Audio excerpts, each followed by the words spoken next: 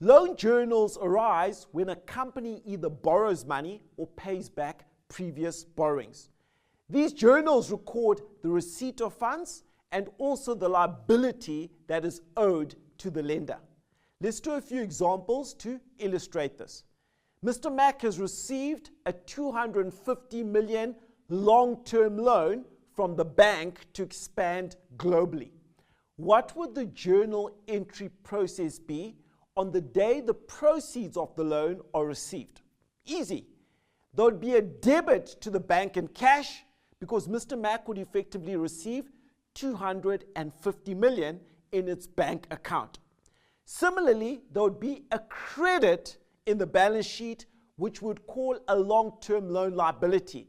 This company, Mr. Mac, owes the bank $250 million Mac dollars.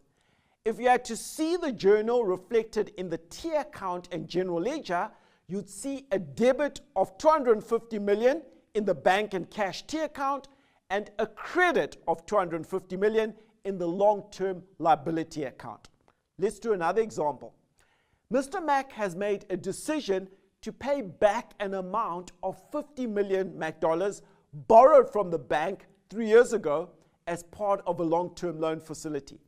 What would the journal entry be when Mr. Mac is actually paying back? There would be a debit to the long-term loan liability of $50 million. That has the impact of reducing the long-term loan liability from $250 million to $200 million because $50 million has been paid back. So debit the long-term loan liability, $50 million, and then there would be a credit to the bank and cash of $50 million.